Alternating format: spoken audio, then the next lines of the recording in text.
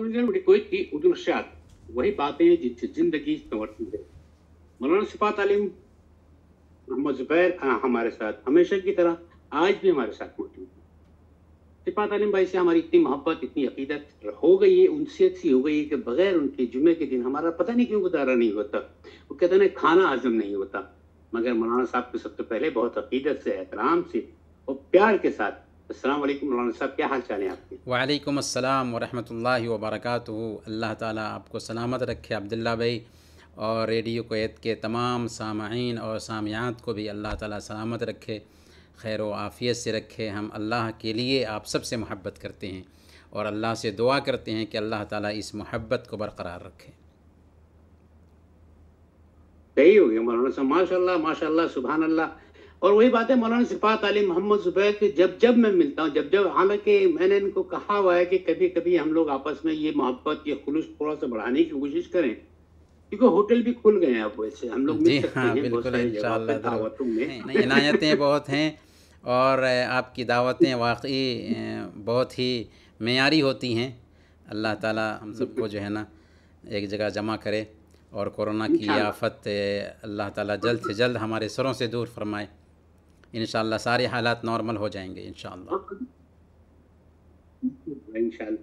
और आनी यार एक बात मैं बताता चलो, मौलाना सिफात अली मोहम्मद जुबैर के घर एक दफा मैं गया था, तो वहाँ पे मछलियाँ बहुत अच्छी बनी थी, वो दोबारा जी मछली खाने आऊंगा फिर, ये वादा इंशाअल्लाह रहा। ज़रूर ज़रूर इंशाअल्लाह अब्दुल्ला भाई। थोड़ा बातों को सिलसिला थोड़ा सा और आगे करेंगे। आज का हमारा तमहीदी गुफ्तगू जिसपे आज मौलाना सिफात अली मोहम्मद जुबैर करने वाले हैं, वो है बच्चों में सरकशी और तशद्दुद का रुझान, असबाब और उनका इलाज। इसके मौजू पर जी अब्दुल्ला भाई, बात हो।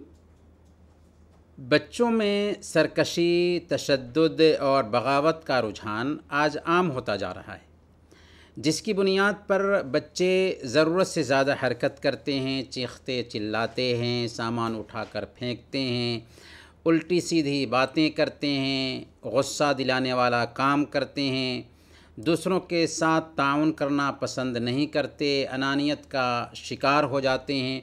इस तरह माँ बाप परेशान होकर शिकायत करते हैं कि हमारे बच्चे ख़राब हो गए। इस सरकशी, तशद्दुद और बगावत के क्या असबाब हो सकते हैं और इसका इलाज क्यों कर मुमकिन है? सबसे पहले आइए इसके असबाब को जानते हैं। इसके असबाब तो बहुत सारे हैं जो बच्चों को तशद्दुद पर, सरकशी पर आमादा करते हैं, जिनमें बुनियादी तौर पर सबसे पहले नंबर पर बच्चों और बच्चियों को बचपन से ही दीनी और अखलाक़ी तरबियत से महरूम रखना है। बच्चों की बचपन में दीनी तरबियत नहीं करेंगे, उन्हें अखलाक़ी तरबियत से आरास्ता नहीं करेंगे, उन्हें इस्लामी आदाब नहीं सिखाएंगे, तो उनमें सरकशी और बगावत का रुझान पैदा होना फितरी बात है। दूसरे नंबर पर बड़ों का ज़रूरत से ज़्यादा दबाव बच्चों की चाहत पूरी करने में रुकावट बनता है। मिसाल के तौर पर माँ बच्चे को कोई काम करने के लिए कहे और उसे करने पर इसरार करे, हालांकि वो उसकी ताकत से बाहर हो। मिसाल के तौर पर बच्चे से कहे कि अपना होमवर्क करो, नए क्लास की तैयारी करो, फिर फ़लाँ किताब का स्टडी करो, फिर फ़लाँ चॉइस किया हुआ प्रोग्राम देखो, फिर अपनी बहन का होमवर्क बना दो। तो जब बच्चों को उनकी ताकत से ज़्यादा आप डोज देंगे तो ज़ाहिर है कि उनमें तशद्दुद, बगावत और सरकशी का रुझान पैदा होगा ही। बच्चों में तशद्दुद, सरकशी का रुझान पैदा करने की तीसरी वजह बेजा लाड प्यार है। माँ बाप अपने बच्चों की हर ख्वाहिश हर वक्त, हर फुर्सत में पूरी करने के लिए तैयार हों, और जब बच्चे इस चाव और लाड प्यार के आदी हो जाते हैं तो बाद में उनकी कोई मांग पूरी नहीं होती, तो आदत से मजबूर बच्चे तशद्दुद और बगावत पर आमादा हो जाते हैं, चीखते चिल्लाते, ज़मीन पर लोट पोट करते और सरकशी पर आमादा हो जाते हैं। چوتھی وجہ فیملی کے افراد کے اندر ہی غلط نمونہ کا پایا جانا بھی بچوں کو تشدد اور سرکشی پر آمادہ کرتا ہے۔ گھر کا کوئی فرد سرکش اور شدت پسند ہو تو بچوں میں بھی اس کا نگیٹو اثر پڑنے لگتا ہے، یا بچے شدت پسندی پر مبنی کارٹون دیکھ رہے ہوں، فلم دیکھ رہے ہوں، تو دھیرے دھیرے اس کے اثرات ان کے کردار اور سلوک پر بھی پڑنے لگتے ہیں۔ پانچویں وجہ، جب بچے مایوسی کے حالات سے دوچار ہوں، جیسے اگر انہیں اسکول کا سال دہرانا پڑا، یا انہیں ان کی پسندیدہ سرگرمیوں سے روک دیا گیا، یا انہیں سخت سے سخت جسمانی سزا دی گئی، بے دردی سے انہیں مارا پیٹا گیا، تو اس وقت ان کو ناانصافی کا احساس ہوتا ہے، جس سے ان میں جارحانہ سلوک پیدا ہوتا ہے، اور اس طرح وہ تشدد، بغاوت اور سرکشی پر آمادہ ہو جاتے ہیں۔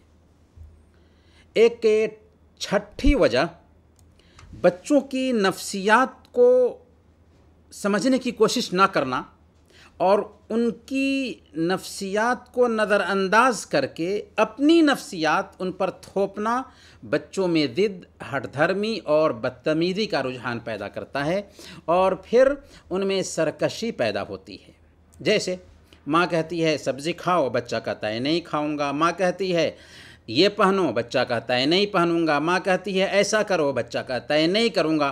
تو اکثر اوقات اس میں ہوتا یہ ہے کہ ماں اپنی نفسیات بچے پر تھوپ رہی ہوتی ہے، خاص طور پر اس وقت جب کہ بچے اور بچیاں جوانی کی عمر کو پہنچ چکے ہوں، تو ایسے وقت میں ان کی نفسیات کو نظر انداز کرنا اصل میں ان کو یہ احساس دلاتا ہے کہ ماں باپ ان کے جذبات کی قدر نہیں کر رہے ہیں۔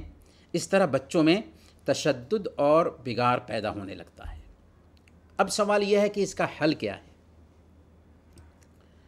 تو سب سے پہلے نمبر پر ماں باپ کو چاہیے کہ بچوں کی بچپن سے ہی دینی اور اخلاقی تربیت پر دھیان دیں۔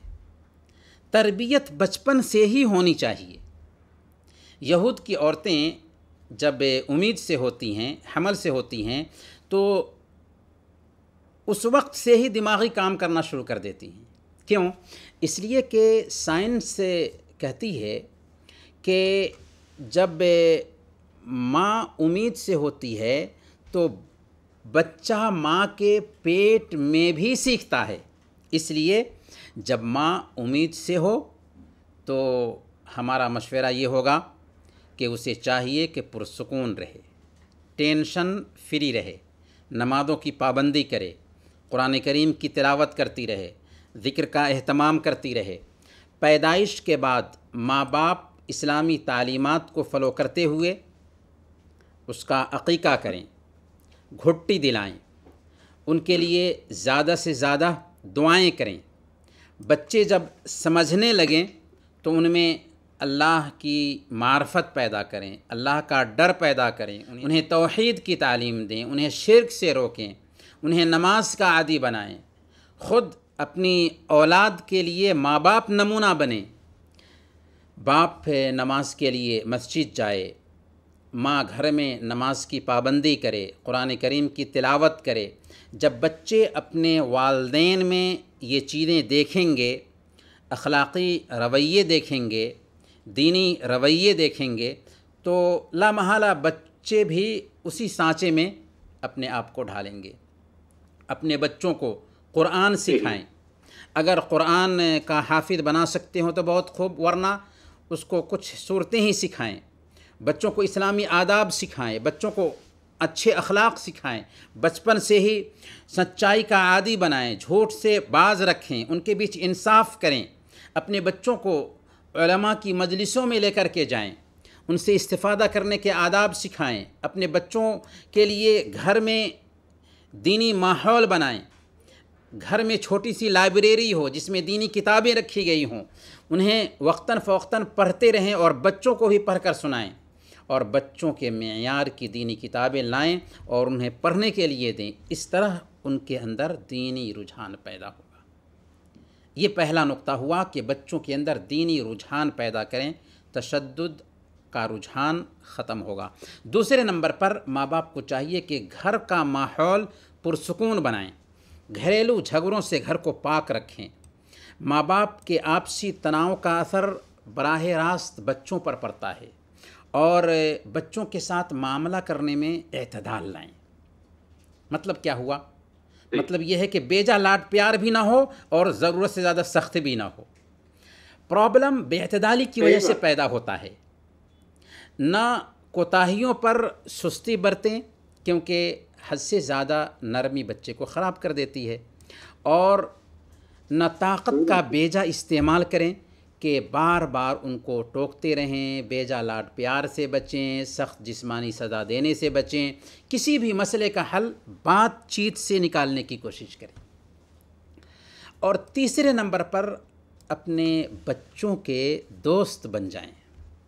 عبداللہ بھائی، میں نے آپ کو کئی مرتبہ یہ کہتے ہوئے سنا کہ میرا بیٹا میرا دوست ہے۔ واقعی بچے کو اپنا دوست بنانے کی کوشش کرنی چاہیے، ان سے اپنے تعلقات دوستانہ بنائیں، ان کے جذبات کی رعایت کریں، ان سے گھل مل جائیں۔ ڈانٹ ڈپٹ کر ان کو اپنے سے دور کرنے کی بجائے پیار سے ان کو قریب کریں، تاکہ اگر وہ غلط کام کریں تو انہیں چھپانے کی بجائے آپ سے شیئر کریں۔ اس طرح آپ ان کے تمام کاموں سے واقف رہیں گے۔ اگر انہیں اچھے برے کی تمیز سکھائیں گے تو ظاہر سی بات ہے کہ وہ خود برائی سے دور رہیں گے۔ کبھی ماں باپ دیکھتے ہیں کہ بچی کسی لڑکے سے بات کر رہی ہے، اب وہاں پر بچی سے فوراً موبائل فون چھین لیتے ہیں، اسے رسوا کرتے ہیں اور انہیں ڈانٹ ڈپٹ کرنے لگتے ہیں۔ ظاہر سی بات ہے کہ یہ حرکت غلط ہے، لیکن فوراً ایکشن لینے کی وجہ سے اس میں مزید شرارت پیدا ہوگی۔ ہونا یہ چاہیے تھا کہ جذبات میں آنے کی بجائے وجہ تلاش کرنے کی کوشش کرتے، پھر پیار سے، محبت سے، شفقت سے اس کا نقصان بتاتے، دینی تربیت پر مزید دھیان دیتے، اور بچی کے لیے اس کا کیا متبادل ہو سکتا ہے اس پر غور کرتے۔ اگر ایسا کریں گے تو ان کے جذبات کو سمجھیں گے، اور بچے اور بچیاں بھی ان کے جذبات کی رعایت کرنے کی وجہ سے ہمارا ساتھ دینے لگیں گے۔ بچے اگر شرارت کرتے ہوں تو بجائے ان پر غصہ کرنے کے ان سے اپنے جذبات شیئر کریں۔ مثال کے طور پر ماں بچے سے کہے کہ بیٹا دیکھو، آپ ایسا کرتے ہو تو ایسا کرنے کی وجہ سے مجھے غصہ آتا ہے، میں بہت پریشان ہو جاتی ہوں، تمہارے لیے ہمیشہ ٹینشن میں رہتی ہوں، تمہیں اچھا سے اچھا انسان دیکھنا چاہتی ہوں، تمہارے ابو تمہاری بھلائی کے لیے نا اتنی ساری محنت کر رہے ہیں۔ اس طرح کی جذباتی باتیں انہیں اصل میں احساس دلائیں گی کہ واقعی وہ غلط راستے پر ہیں، انہیں اپنی زندگی میں سدھار لانا چاہیے۔ بچوں کو تربیت دیں کہ ہر بات میں غصہ نہیں کرنا چاہیے، بلکہ اپنے نفس پر کنٹرول رکھنا چاہیے، اور غصہ کو پینے کی عادت ڈالنی چاہیے۔ پارک اور کھلی فضا میں ان کو لے کر کے جائیں، کھیل کود اور جسمانی ورزش کا بھی موقع فراہم کریں۔ ماں کو چاہیے کہ بچوں میں تشدد کے اسباب کیا ہیں ان کا پتہ لگائیں، تاکہ ماں باپ دونوں مل کر اس کا بہترین حل تلاش کر سکیں۔ اور چوتھے نمبر پر بچوں کی حوصلہ افزائی کریں، ان کے مثبت کاموں کو سراہیں، کیونکہ ڈانٹ ڈپٹ سے مایوسی پیدا ہوتی ہے، اور حوصلہ افزائی سے ہمت اور بہادری پیدا ہوتی ہے۔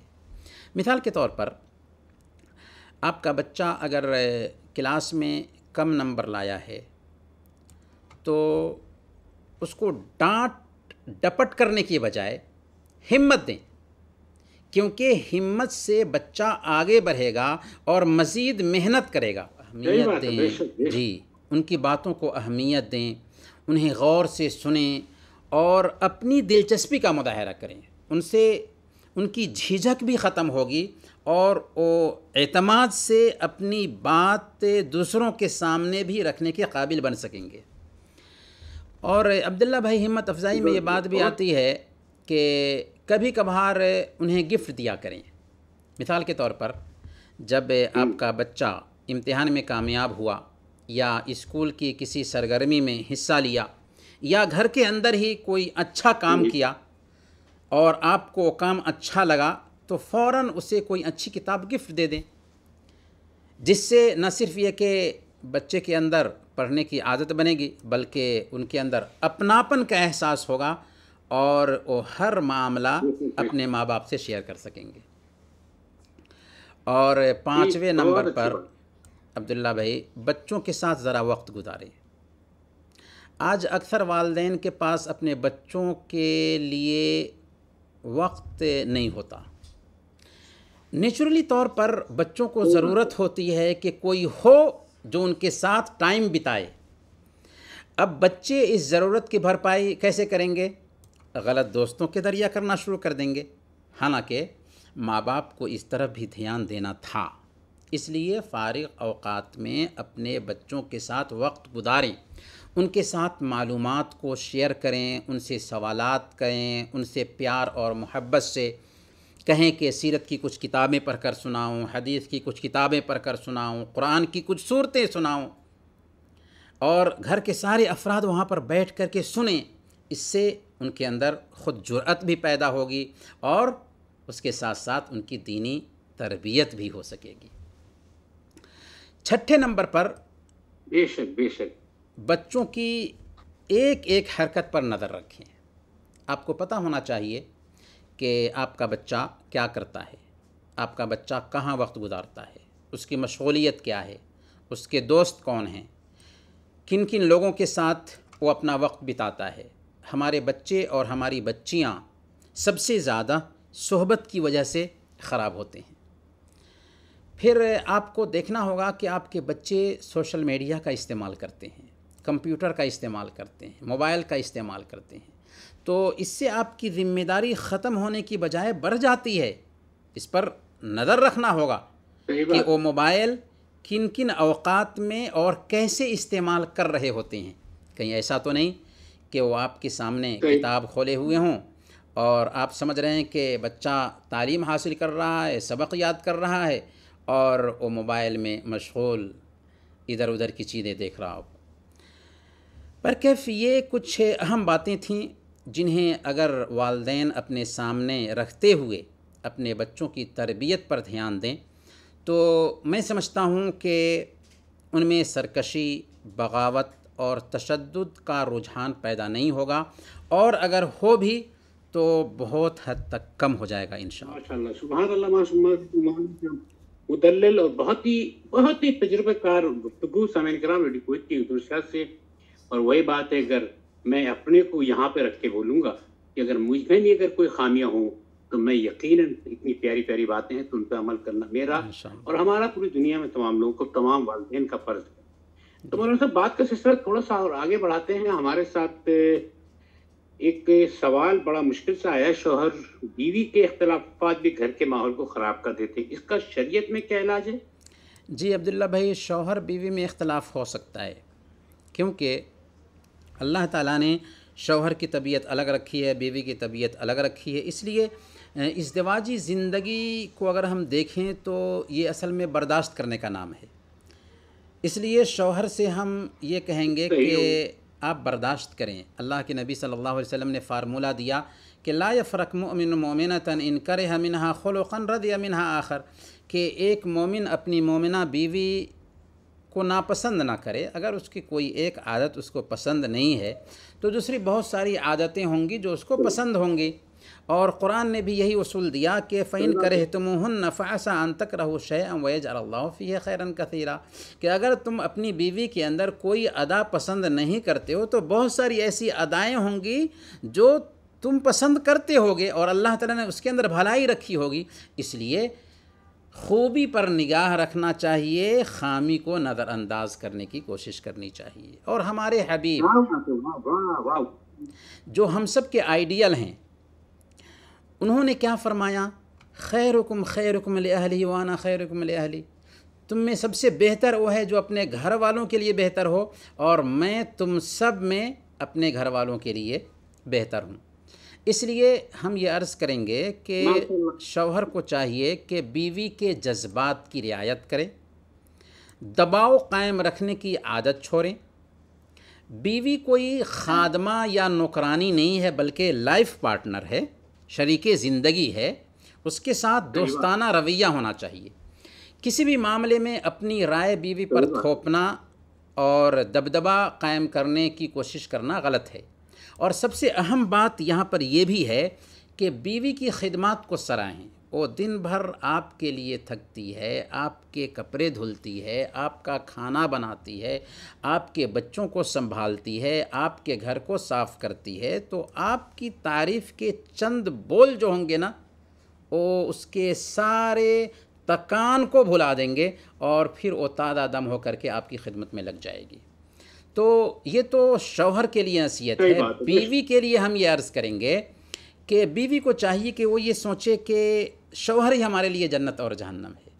اگر خدمت کریں گے تو جنت ملے گی، نافرمانی کریں گے تو جہنم میں جائیں گے۔ اور اللہ کے نبی صلی اللہ علیہ وسلم نے ایک قاعدہ بتا دیا کہ لو كنت آمر احدا ان يسجد لاحد لامرت المرأة ان تسجد لزوجها، کہ اگر میں کسی کو حکم دیتا کہ اس دوسرے کو سجدہ کرے تو ایک عورت کو حکم دیتا کہ وہ اپنے شوہر کو سجدہ کرے۔ تو یہ ہے شوہر کا حق۔ اس لیے بیوی کو چاہیے کہ اگر کوئی اختلاف ہوتا ہے گھر میں، اختلاف ہو سکتا ہے، اختلاف ہوتا ہے تو فوراً خاموشی اختیار کرے، بات بالکل نہ کرے۔ جواب بھی دے تو نرمی سے، پست آواز میں، اونچی آواز میں ہرگز بات نہ کرے۔ اس سے پریشانی بڑھے گی، اختلاف حل ہونے کی بجائے اور پیچیدہ ہوتا جائے گا۔ اور غلطی اگر شوہر کی بھی ہو، زیادتی شوہر نے بھی کیا ہو، پر آگے بڑھ کر کے خود سے معافی مانگ لیں، کھل کر کہیں ایکسکیوز می، مجھے معاف کر دیں۔ اس سے آپ تو چھوٹی نہیں ہو جائیں گی نا، لیکن اس کا اثر یہ ہوگا کہ آپ کا شوہر آپ کا غلام بن جائے گا۔ اور اختلاف کو دور کرنے کے لیے مناسب وقت کا چوائس کریں، اور اپنے بچوں کے بیچ کسی طرح کے اختلاف کی بات نہ کریں۔ اپنے مسائل کو خود سے حل کریں، دوسروں کو بیچ میں نہ لائیں۔ ہاں، مسئلہ اگر سخت ہو جاتا ہے تو کسی دوسرے سے مشورہ لے سکتے ہیں، لیکن کافی حد تک آپس میں مسئلے کو سلجھانے کی کوشش کریں، اور پرانے اختلافات کو کبھی بھی جسے آپ بھلا چکے ہوں کریت کر اسے سامنے نہ لائیں۔ اس سے اختلاف مزید بڑھے گا، اور آپس میں محبت کو بڑھانے کی کوشش کریں۔ شوہر کو ہو سکتا ہے تو انہی کے پیسے سے کچھ گفٹ دینے کی کوشش کریں، ان کی پسند کا کھانا بنا کر انہیں دیں۔ ہمیشہ شوہر کو خوش رکھنے کی کوشش کریں۔ یاد رکھیں کہ آپ کا شوہر آپ کی زندگی میں بہت زیادہ اہمیت رکھنے والی ذات ہے، اس لیے بچوں کا بہانہ کر کے اپنے شوہر کی خدمت کو نظر انداز کریں گے تو اختلاف ہوگا ہی۔ یہ کچھ باتیں ہیں، اگر شوہر نے ان کو برتا اپنی زندگی میں اور بیوی نے انہیں برتا اپنی زندگی میں، تو اس زواجی زندگی میں جو اختلافات ہوتے ہیں بہت حد تک کم ہو جائیں گے، اور زندگی خوشگوار رہے گی انشاءاللہ۔ اچھا مولانا صاحب، چھوٹے چھوٹے سے کچھ سوالات ہیں کہ جن لوگوں نے اب تک شوال کے روزے نہیں رکھی، کیا ابھی بھی وہ رکھ سکتے ہیں؟ جی ہاں عبداللہ بھائی، شوال کے روزوں کے بارے میں اللہ کے نبی صلی اللہ علیہ وسلم کی حدیث ہے کہ من صام رمضان ثم اتبعہ ستۃ من شوال کان کصیام الدہر، کہ جس نے رمضان کے روزے رکھے پھر اس کے بعد شوال کے 6 روزے رکھ لیے تو وہ ہمیشہ روزہ رکھنے کا اس کو ثواب ملے گا۔ تو آدھا شوال گزر چکا ہے، ابھی بھی موقع ہے، یہ 6 روزے رکھے جا سکتے ہیں، کیونکہ 6 روزے اگر ہم رکھتے ہیں تو ہمیشہ روزہ رکھنے کا ثواب ملے گا۔ ہمارے ایک دوست ہیں محی الدین صاحب، ان کا بیٹا تقریباً 7 سال کا ہے، امسال اس نے پورے رمضان کے روزے رکھے، اور اس کے والد نے رمضان کے بعد اس سے کہا کہ بیٹا اگر آپ شوال کے 6 روزے بھی رکھو گے تو صرف 1 مہینہ نہیں، پورے سال روزہ رکھنے کا ثواب ملے گا۔ چنانچہ الحمدللہ بچے نے شوال کے 6 روزے بھی مکمل کر لیے۔ تو عرض کرنا یہ ہے کہ اگر ہم نے ابھی تک شوال کے روزے نہیں رکھا ہے تو ابھی بھی وقت ہے، شوال کے روزے خود رکھیں، اپنے گھر کے افراد کو رکھوائیں، اور اپنے بچوں کو بھی رکھنے کی تاکید کریں۔ آمین ثم آمین الحمد۔ اور مولانا صاحب ایک سوال اور ہے، کسی حرام کاروبار کے لیے دکان کرائے پر دیا جا سکتا ہے؟ اگر کوئی بندہ حرام کاروبار کرنا چاہتا ہے تو ایسے آدمی کو اپنی دکان کرایہ پر دینا جائز نہیں ہوگا، کیونکہ اللہ رب العالمین نے فرمایا کہ وَتَعَاوَنُوا عَلَى الْبِرِّ وَالتَّقْوَى وَلَا تَعَاوَنُوا عَلَى الْإِثْمِ وَالْعُدْوَانِ، نیکی اور بھلائی کے کام میں ایک دوسرے کا ساتھ دو، سرکشی اور گناہ کے کام میں ایک دوسرے کا ساتھ مت دو۔ ویسے بھی گناہ کا کام جیسے کرنا حرام ہے، ویسے ہی اس میں ساتھ دینا بھی حرام ہوتا ہے۔ جیسے سود کے بارے میں اللہ کے نبی صلی اللہ علیہ وسلم نے بیان فرمایا کہ سود لینے والے، دینے والے، سود کا رجسٹر تیار کرنے والے اور سود کے گواہ سب پر لعنت ہے، اور کہا کہ ہم سوا، وہ سب کے سب گناہ میں برابر ہیں۔ بالکل ویسے ہی اگر ہم برائی کا ساتھ دیتے ہیں تو ہم گناہ میں برابر ہوں گے، لہذا گناہ کا کام کرنے کے لیے ہم اپنی دکان کرائے پر نہیں دے سکتے۔ اللہ مولانا صاحب کوئی 30 سیکنڈ ہمارے پاس رہ گئے، دعائیہ کلمات کیا کہیں گے؟ کہ الہ العالمین تو ہم سب کے مسائل حل فرما دے، ہمارے آل و اولاد کی حفاظت فرما، جو لوگ پریشان حال ہیں ان کی پریشانی کو دور فرما دے، اور ہم سب کو زندہ رکھنا تو ایمان پر زندہ رکھنا، اور وفات دینا تو ایمان پر وفات دینا۔ وصلی اللہم علی نبینا محمد وعلی آلہ وصحبہ اجمعین۔